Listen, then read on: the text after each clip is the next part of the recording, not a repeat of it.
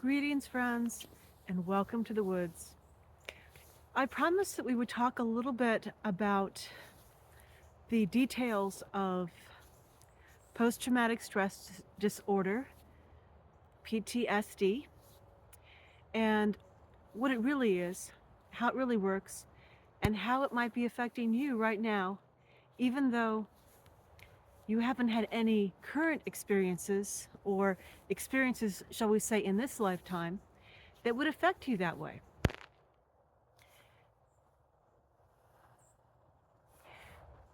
PTSD, if you have reviewed, if you have seen some of my sharing about how we use our emotional energy, in particular, how we use fear, you might have been able to put together, or I might have talked about post traumatic stress disorder and exactly what that is. When we are in danger, our psyche, our soul, alerts us to the danger with a flash of fear. The energy, the way it hits us, is what we have identified, what we call fear. It's only supposed to be experienced for just an extremely short duration. It's simply to get your attention and to give you the capacity to redirect your focus, your energy of that moment. If the danger is large, overwhelming, big, it gives you an opportunity to take all of your vital energy and direct it toward the problem with the potential of shutting the problem down, turning it, redirecting it, shifting it, making it less of an issue for you or those who are with you. The fear might not be damage to yourself, it might be damage to a loved one.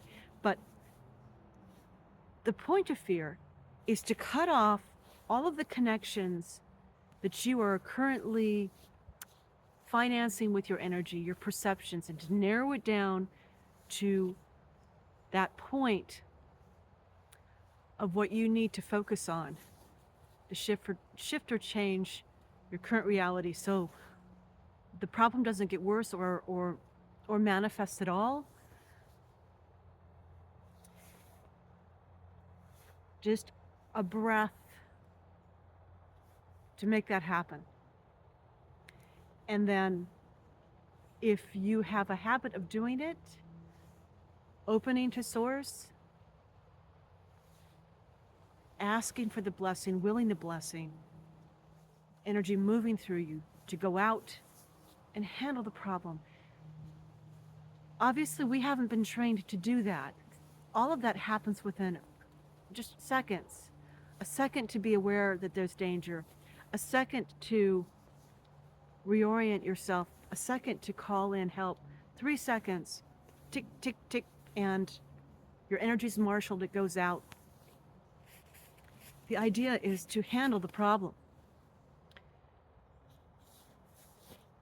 But some problems are too large for one person, or even a small group, or even a large group. Warfare, that's one of the big ones. When you realize that you're in mortal danger and you throw out your energy to shift that or to change it or to stop it, so that the action that's taken, you'll take, they'll take, the universe sliding around you in fluid, liquid reality, shifting to create a miracle. Sometimes it works, sometimes it doesn't. If we get caught up in fear, in a loop of fear, where we're trying to stop what's happening, and we don't open back up with the power source, open back up to change it, or if we invest so much of ourselves in the redirection or the change, shifting, making it not happen, making it be different, we can get caught up in a loop. We can be trapped. And fear can be the start of that trap, and it can hold your essence to that process of trying to fix it, trying to fix it, trying to fix it, trying sort of like when the computer gets caught up in that never-ending circle, trying to fix something it can't fix because it doesn't have the right input, because it can't solidify what it's trying to do for whatever reason. It doesn't have the ability, doesn't have the tools, doesn't have the input, needs to be released from the processing so it can try again. When our spirit gets trapped that way, if we survive it, a piece of us goes into that eternal loop and gets left behind to continue to process over and over and over that experience, because our spirit is timeless. So it continues on for the rest of your life, for the next life, for the next life after that.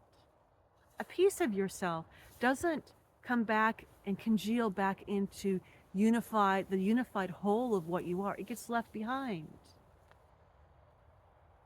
to continue to process that.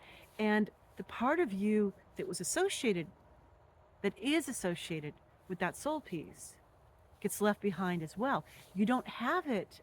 You don't get to include it in the library of who and what you are. It's left behind. Unless and until you learn how to call it forward. But that radiant fear can trap it. And those who like to farm us can create gardens of soul pieces by engineering warfare, killing fields, where you have a large area of soul pieces, of people who have been trapped in time. A part of them. Not only do those continue to radiate and collect energy and continue to process and try and try and try, but the soul attached to that spirit continues to feed it. And so in incipient lifetimes, part of you goes back to feed that process. And you have less. You are made less. You move forward with less than you are, less than you could be. It's the nature of farming. And those who farm humans see those as great gardens that they can stroll through and just gather the energy up, and just they pull that energy in. They pull it from us in current time. Have you ever experienced where everything was fine, you're doing great, you've taken care of yourself, you're vital, you're strong, and suddenly your energy drops off a cliff? And you can't figure out why. There's no reason for it. There seems to be no reason for it. Somewhere out there, a piece of your soul that hasn't been tapped in a while, it's being harvested.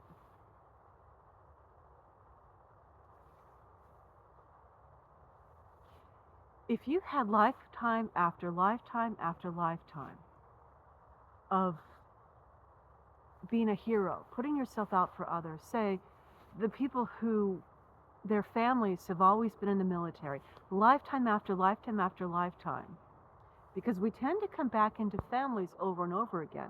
We love people. We want to see them again.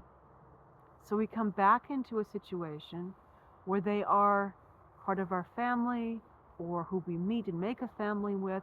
We come back and we're together with them over and over.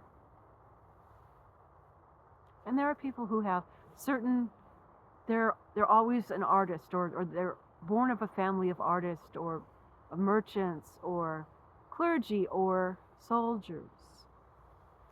And they have all this vital energy until they don't. Lifetime after lifetime after lifetime of sacrificing themselves and losing a soul piece here, a soul piece there, a soul piece here, a soul piece there. How many do you lose before it starts winnowing down your options of who and what you can be? Because all of this wealth of experience that you had in that lifetime is it's not there. Portions of it have been captured and taken away. It's a theft. It's a theft of your spirit and a theft of your soul. So, say the problem happened in this lifetime. You had a traumatic, a painful, a difficult, a frightening event that got a piece of you caught up. You lost a piece of yourself. Every time you experience something that's reminiscent of that experience, you will freeze, you will re-experience where that soul piece was left, where that soul piece is still processing. You'll connect with it, where it's still trying to process, still trying to fix the problem. You'll wind up, every time you experience something, like when a veteran hears fireworks and it reminds them of this desperate time when they were under fire and trying to pull their energy in and hold their energy in such a way that they would survive and the people around them would survive. So they hear a firework and it reminds them of that. They connect with it and they re-experience it because there's part of them still processing that. And their re-experiencing it empowers up that process, but it takes from them.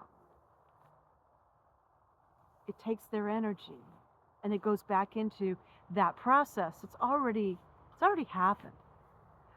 That's where we get revenants. Not ghosts, not non-corporeal people who were on the other side with unfinished business, but revenants. Pieces of people that just keep repeating the same thing. Anne Boleyn, when she went screaming through the halls to ask for mercy from her husband,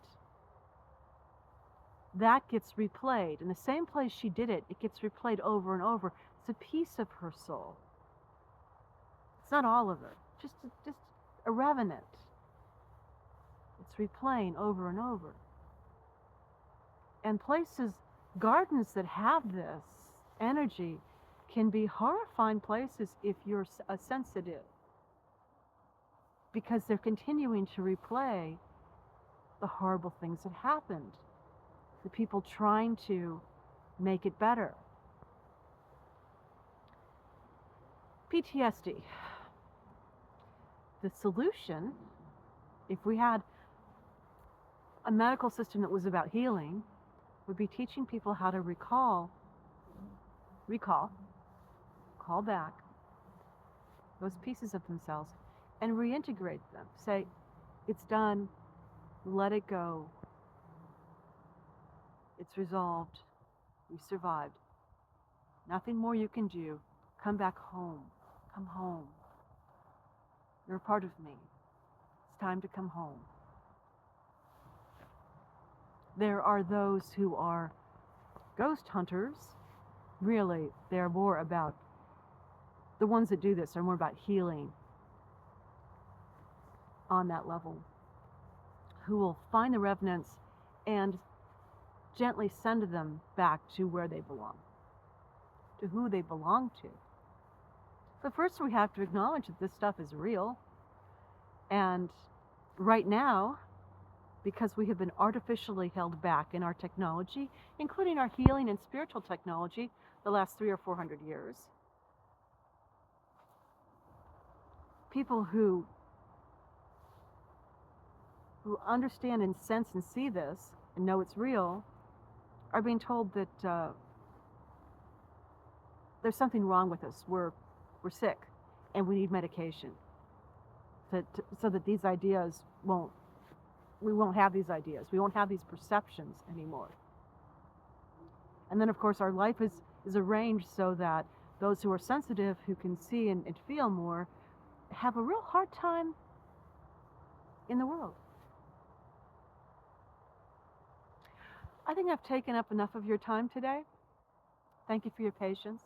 This was a hard one to explain, an even harder one to deal with.